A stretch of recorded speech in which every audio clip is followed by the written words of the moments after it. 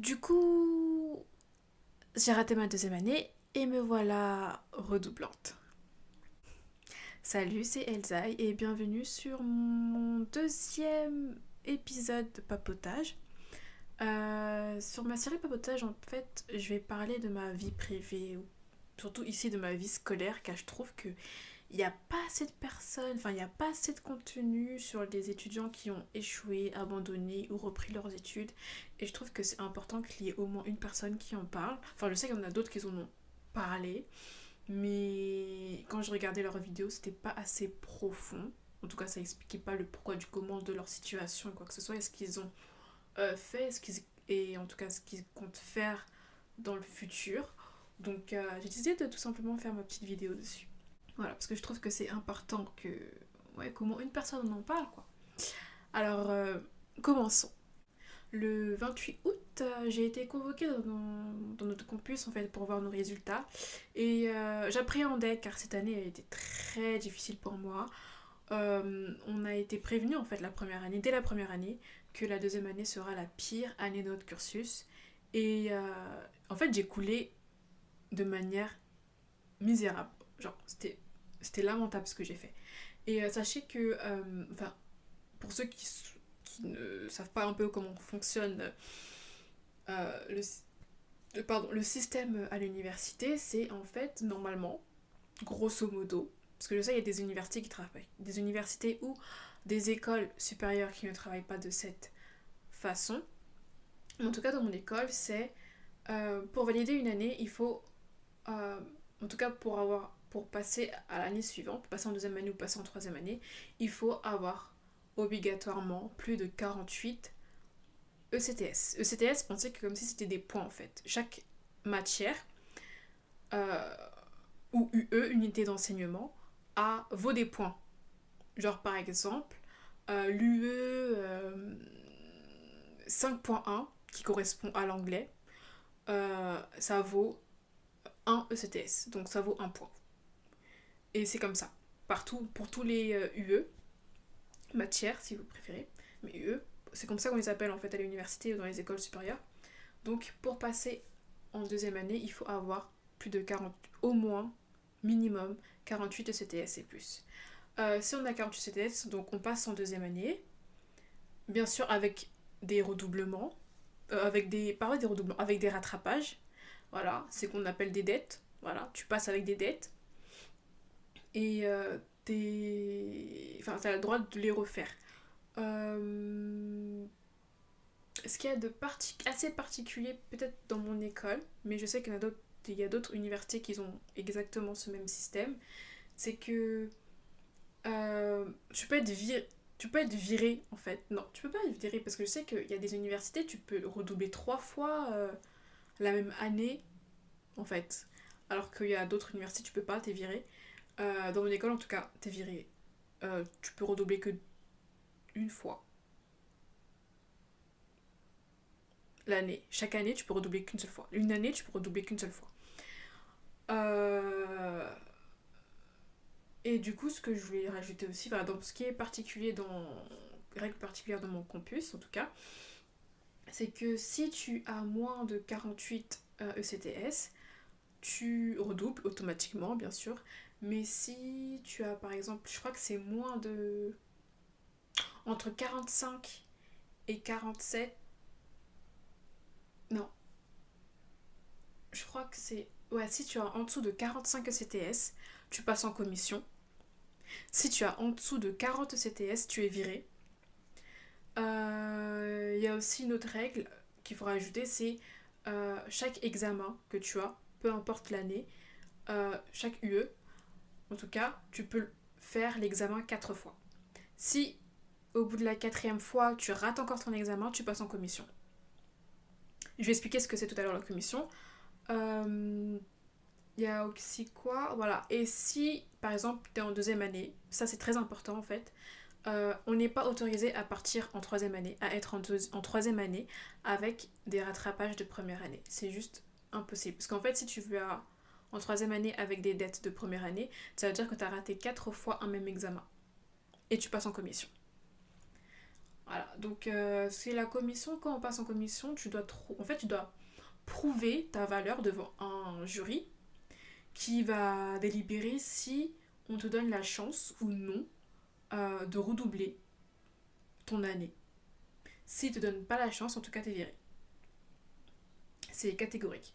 Donc, en tout cas, dans ma situation qui était très compliquée, parce que la deuxième année, j'ai pas vraiment taffé comparé à la première année. Première année, franchement, c'était.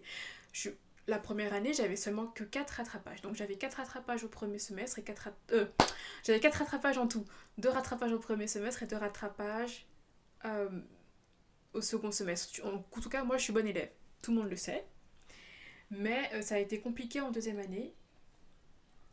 Pour le S3, le semestre 3, j'avais d'office en tout cas, 4 rattrapages. Parce que l'on avait déjà, parce qu'au mois de, pardon, au mois de juillet, on avait déjà eu, non pas au mois de juillet, au mois de juin, on avait déjà eu les résultats du semestre 3. Voilà, certains résultats de ce semestre 3, du coup, je savais que au semestre 3, j'avais 4 rattrapages. Ce qui est beaucoup comparé à l'année dernière. Et par contre, pour le semestre 4, pour le premier essai, le premier examen de tout le semestre 4, à ma très grande surprise, en plus j'ai été très très choquée du résultat, j'avais 8 rattrapages. Je crois que j'ai 12 UE.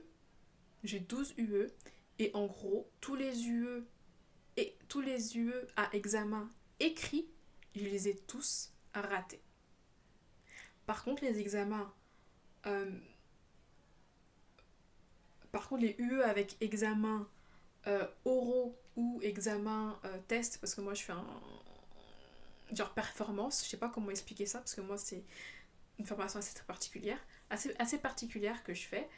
Euh, Ça par contre, ça je les ai réussis. Donc en gros, il me fallait que je rattrape 8 rattrapages. C'était chaud. Plus, à ma grande surprise, encore une fois, j'ai une dette de première année. En fait, comme je vous ai dit, j'avais 4 rattrapages à la première année. Et il n'y avait qu'une seule que j'avais encore ratée pour la troisième fois à ce moment-là. Parce que j'ai raté ma date d'examen. J'étais tellement surbookée entre les révisions de S1, les révisions de S3, puis ensuite il y a eu les rattrapages, donc là S1, S2, S3. En fait, j'étais surbookée, j'avais pas le temps de réviser quoi que ce soit et sans faire exprès, j'ai pas fait attention à la date. J'ai manqué ma date d'examen, du coup j'ai raté ma troisième session de ma troisième session de mon UE en première année S1. Du coup le 28 août, je reviens au 28 août. J'étais pas bien en fait, j'étais stressée, j'avais vraiment, en fait j'avais mes chances de redoubler étaient très grandes. Mais j'avais quand même espoir d'avoir rattrapé, d'avoir réussi en fait mon examen de première année pour passer en troisième année. Et en fait, quand j'ai vérifié les affiches, quand ils ont, j'ai vérifié les affiches, en fait, j'ai vérifié mes résultats semestre par semestre. Donc, et en plus, avant ça, j'avais déduit que si j'avais que 7 rattrapages, si j'avais plus de 7 rattrapages, je redoublais d'office. Donc, au quatrième, donc je regarde les affiches et je vois que au S4, je suis passée de 8 rattrapages à 2. J'ai rattrapé, mais comme une championne. Et voilà, comme je vous l'ai expliqué déjà, pour le S3, c'était déjà d'office, j'avais 4, j'avais déjà les résultats. Donc en gros, j'ai 6 rattrapages. Et là, je me suis dit, c'est bon. En fait, je passe en troisième année. C'est bon, c'est fait. Et puis là, je vois une croix sur mon S1. Et là, en fait, à ce moment-là, je savais pas quoi penser. C'était chaotique dans ma tête parce que ça veut dire que En fait, j'ai raté une quatrième fois. Et comme je vous ai dit, quand on rate 4 fois son examen, on passe en commission. Et quand on passe en commission, c'est qui tout double. T'as, t'as 40% de chance qu'on t'autorise à redoubler. et 60% de chances qu'on te vire. Et de toute façon, ils avaient dit, et par chance, je suis une bonne élève, par chance, j'ai toujours été présente dans les cours obligatoires, parce qu'on a des cours obligatoires et des cours non obligatoires. Ça fait franchement, c'est une formation assez particulière, un cursus assez particulier. Euh, et franchement, après les résultats, toute la semaine, j'étais pas bien. J'ai passé la commission, c'est pas drôle, c'est vraiment pas drôle. Et le jour de ma commission est arrivé. La nuit, j'ai pas dormi, hein. J'ai fait nuit blanche. Et je me dis, ça va aller, ça va aller, ça va aller. Et en plus, j'ai même pas préparé de texte ni quoi que ce soit parce que je me suis dit, qu'est-ce que je vais dire en fait devant eux. Et je me suis dit, tu sais quoi, on va partir au talent. Et je me suis réveillée, je me suis préparée, je me suis dit, vas-y. En plus, moi, j'habite loin par rapport à mon école. C'est 2 heures de, 2 heures de trajet. Parce que, enfin, normalement, c'est 1 heure, 1 heure, 1h20. C'est 1h20.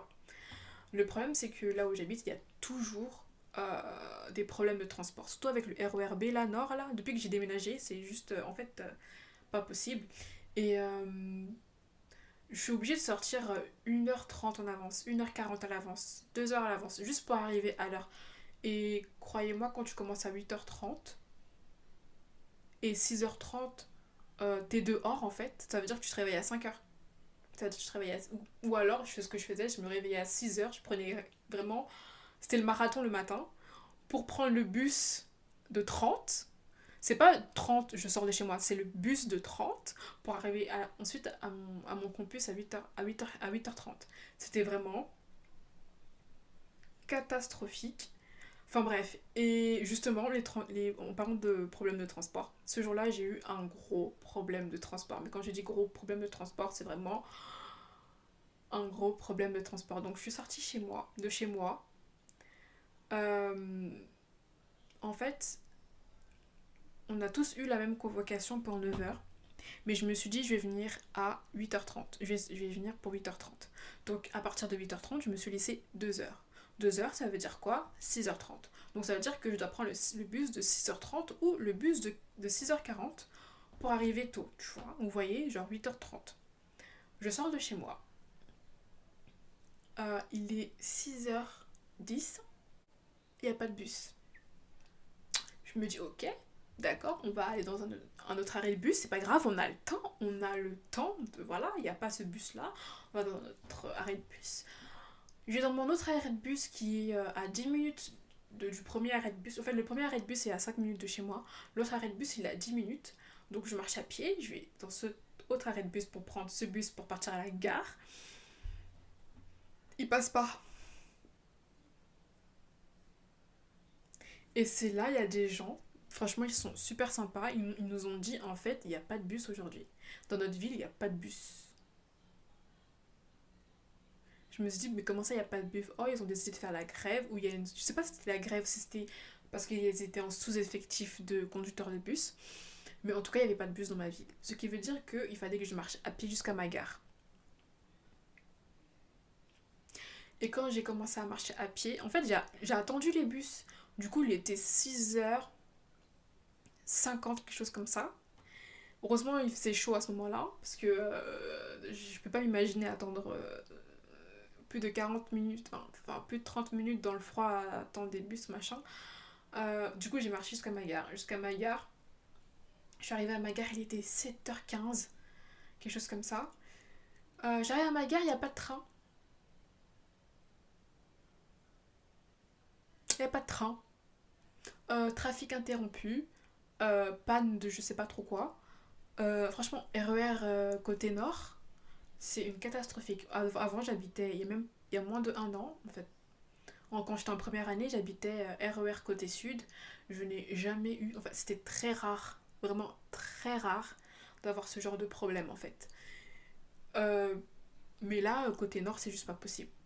Toute l'année, c'était ça, en fait. Toute l'année, j'étais en retard. Et en plus, mes camarades le savaient. Enfin, mes camarades de classe le savaient. J'envoyais toujours des SMS sur Wattpad en disant oui, est-ce que vous pouvez prévenir les profs que je serai pas là, machin, je sais pas trop quoi. Ou est-ce que vous pouvez prévenir les profs que je serai en retard et tout. Même les profs savaient que j'étais tout le temps en retard parce que j'habite dans ce nord-là. Enfin bref. Et je suis arrivée en retard. Au lieu d'arriver à 8h, je me suis débrouillée hein, pour arriver sur Paris. Euh, Au lieu d'arriver à 8h30, ou même avant, parce que j'étais sortie plus tôt, hein, euh, j'arrive à 9h20. J'étais énervée, j'étais à bout de nerfs, j'avais les larmes aux yeux, je voulais pas arriver en retard à ma convocation. Heureusement, c'était genre tout le monde passe à la même heure et on passe chacun notre tour de machin, je sais pas trop quoi. Euh, J'avais envoyé un mail au prof en disant que j'allais arriver en retard, quoi que ce soit.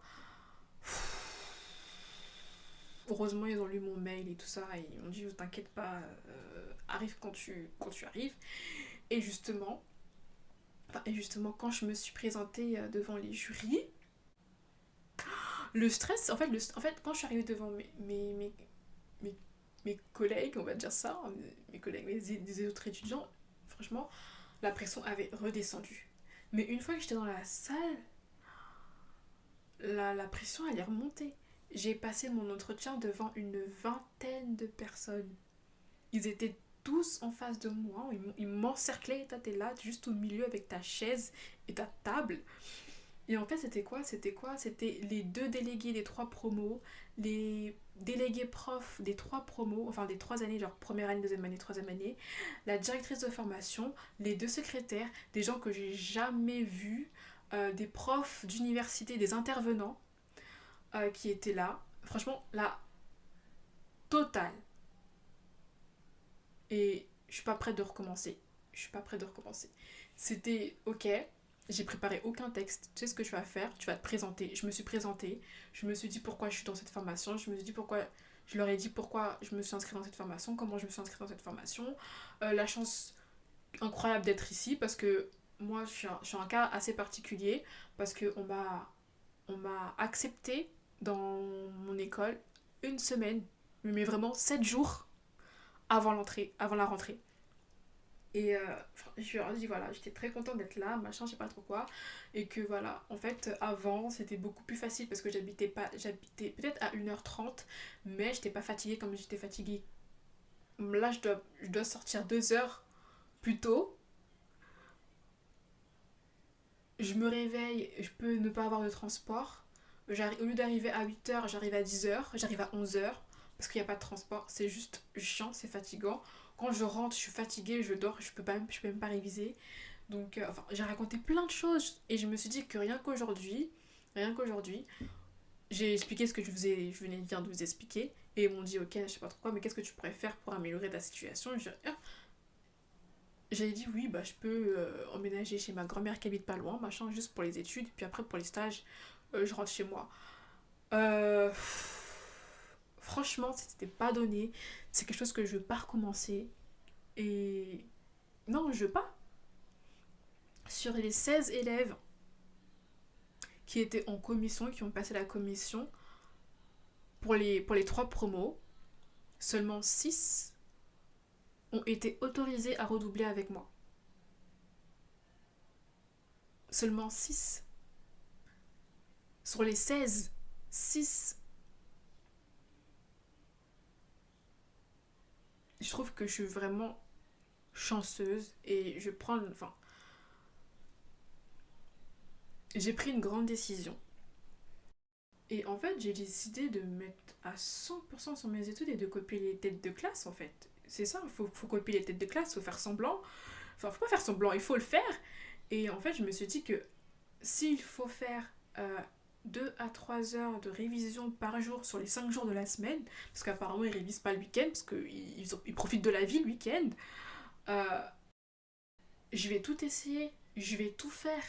J'ai même décidé de vous montrer comment je suis passée de élève moyenne, parce que moi je me considère comme une élève moyenne, c'est une élève qui fait des efforts, qui fait des efforts, enfin qui travaille, mais qui est pas à fond dans ses études, qui est pas à 100% dans mes études. Moi personnellement, je trouve que dans mes études, je suis à 70%. Je suis à 60, 65, je suis à 60, 65, 70% dans mes études. Je suis pas à 100% dans mes études. Et cette fois-ci, je vais être à 100% dans mes études. C'est un défi personnel de ma vie. Euh, et franchement, je crois que de ma vie, je vais jamais autant travailler. Et franchement, enfin, souhaitez-moi bonne chance. Et on se retrouve dans une prochaine vidéo. Je vais faire comme... Vous voyez les vidéos qu'on voit sur YouTube? Des têtes de classe, oui, pour comment j'ai fait pour réussir mon année, comment j'ai fait pour faire ça, machin, je travaille. Ils ont fait quoi? J'ai vu une vidéo, c'était quoi? C'était 13 heures de révision. 13 heures de révision, qui fait ça? En France, là, qui fait ça? Non, mais on va les faire, franchement. Euh, Défi personnel à relever. J'espère le réussir. Enfin, je pense pas que je vais faire 13 heures, mais je vais commencer par 2 heures par jour, tu vois. Comme ça fait 10 heures par semaine. Si on compte 5 jours. Et c'est ce que je vais faire. Et ouais, c'est un programme qu'on va se construire tous ensemble, ok? Allez. C'est tout pour moi et on se retrouve peut-être pour une prochaine vidéo. Salut!